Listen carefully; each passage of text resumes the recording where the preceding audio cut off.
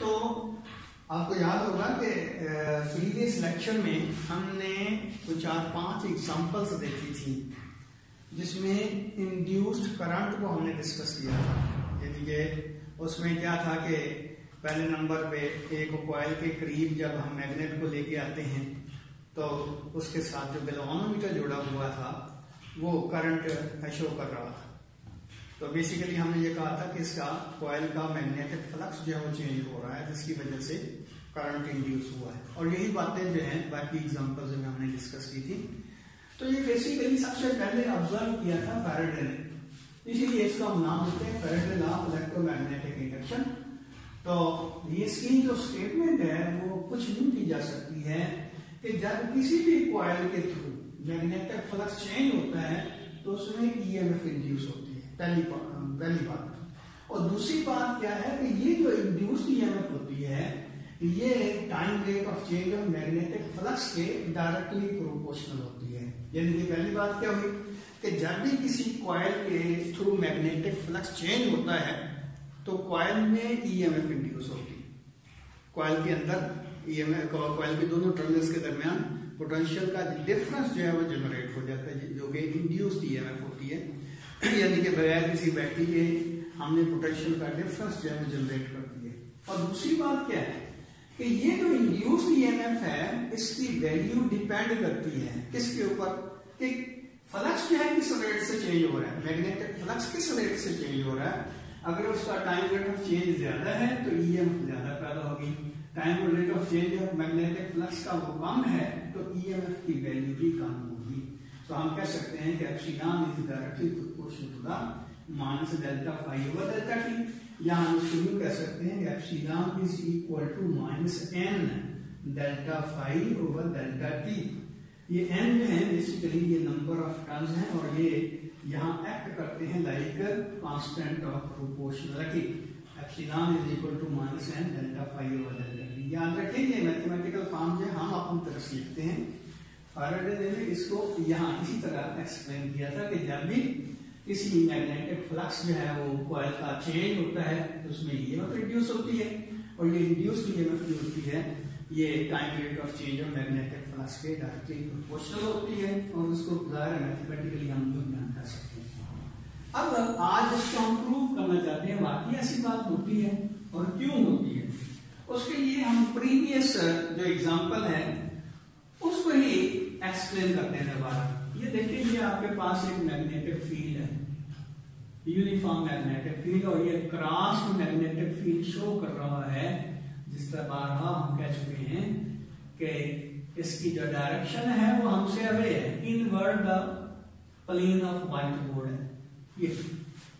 अब इसमें हमने क्या किया, इसमें ये दो कंडक्टर ले लिए, ये थिक कॉपर वायर समझ लें, इस तरह हमने इसके अंदर रखे और यहां क्या किया, इन दो टर्मिनल्स के दरमियान हमने गैल्वेनोमीटर जोड़ दिया है और ये गैल्वेनोमीटर दो काम कर रहा है। नंबर एक तो ये सर्किट को कंप्लीट कर रहा है और नंबर दो क्या है कि ये हमें ये भी बताएगा कि ये जो करंट इंड्यूस होता है सर्किट के अंदर वो कितना है, ज्यादा है, कम है, पॉजिटिव है, नेगेटिव है। तो ये गैल्वेनोमीटर हमें बताएगा।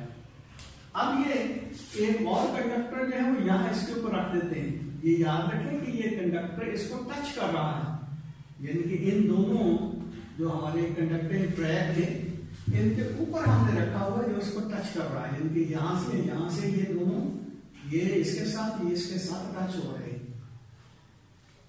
ये देखें इनिशियली हम कहते हैं कि कंडक्टर यहाँ पे लाइन करता था और इसका ये रेफरेंस पॉइंट ले लेते हैं। इस रेफरेंस पॉइंट से कंडक्टर का डिस्टेंस जो है कहने के x मान भी इक्वल था। हमने क्या किया, हम इसको यूनिफॉर्म वेलोसिटी से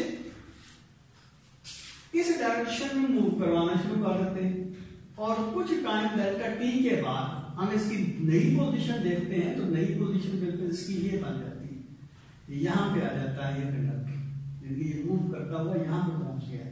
अब इसकी जो रेफरेंस पॉइंट से इसका डिस्टेंस ले लें तो ये x2 बनता है। इसका मतलब ये हुआ कि इस डेल्टा टी टाइम के अंदर जो हमने इसको दिया है ये v वेलोसिटी से जो इधर मूव कर रहा था तो डेल्टा टी टाइम के अंदर इसने ये इतना डिस्टेंस जो है ट्रेवल किया है और वो डेल्टा एक्स के इक्वल होगा, यानी कि हम कह सकते हैं कि डेल्टा एक्स जो होगा वो x2 माइनस x1 के इक्वल है। अब ये देखिए, हमने मोशनल ईएमएफ जो है कल डिस्कस किया था, तो उसमें हमने कहा था कि इस सिचुएशन में जो इंड्यूस्ड ईएमएफ होगी एप्सिलॉन वो माइनस वी बी एल के बराबर होगी। और याद रखें ये सेपरेशन इन दोनों कंडक्टिंग क्या कहते हैं रॉड का वो एल के बराबर, और वी वेलोसिटी के साथ हम इस डायरेक्शन में इस कंडक्टर को मूव करवा रहे हैं। तो यहां से अगर वी की वैल्यू निकाली जाए तो मैंने इससे पहले बताया कि ये डेल्टा एक्स डिस्टेंस जो है कंडक्टर ने डेल्टा टी टाइम में ट्रैवल किया है, तो वेलोसिटी किसके बराबर होगी, delta x over delta T, distance over time ये वेलोसिटी के बराबर होगा। v जो है delta x over delta T आ जाएगी। अब ये v की वैल्यू जो है इसमें पुट कर देते हैं, तो एप्सिलॉन आपके पास किसके बराबर हो जाएगा, minus delta x over delta t into B into L.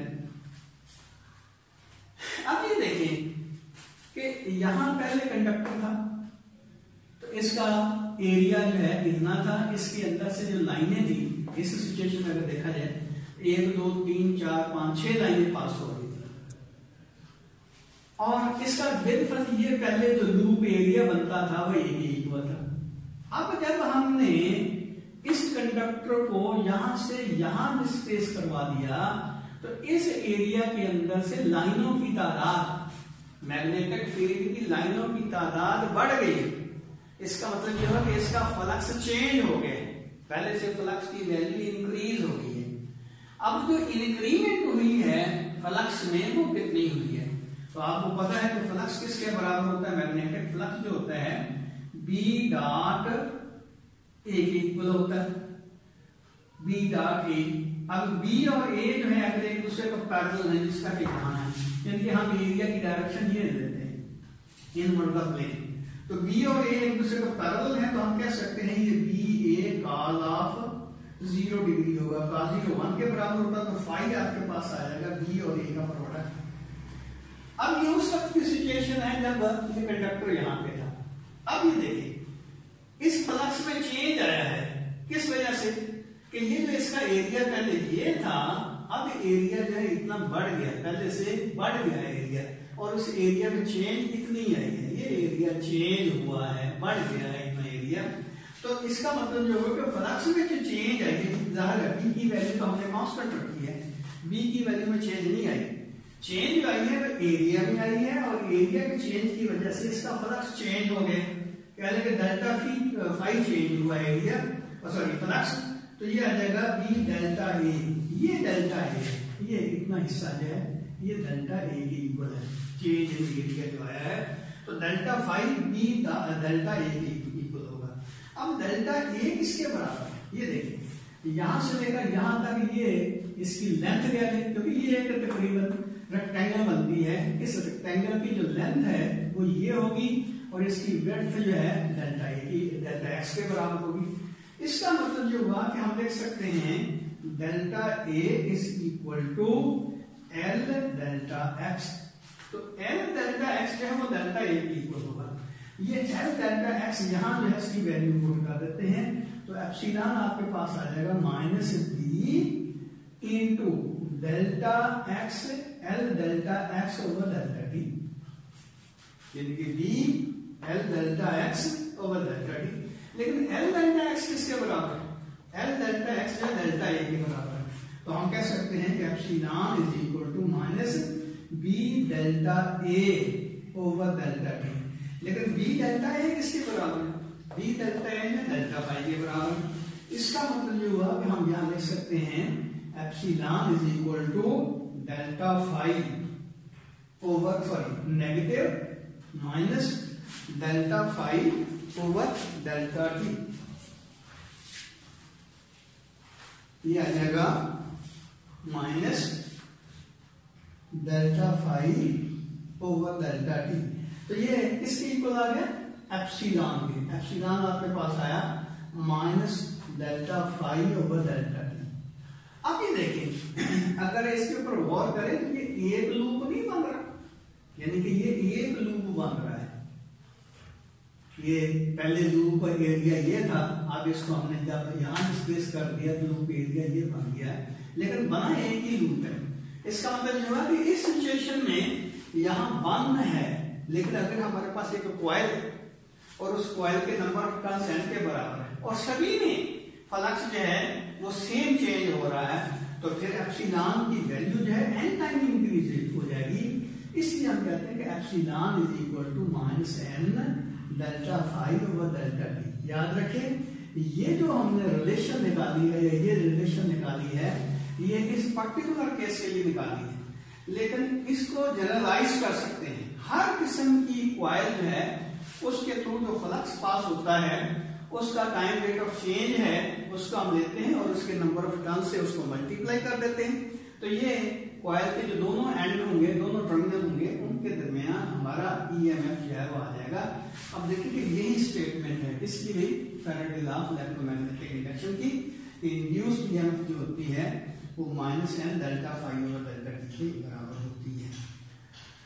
तो मेरा ख्याल है ये बात समझ आ रही होगी, अगर कोई बात पूछनी हो तो पूछ ले।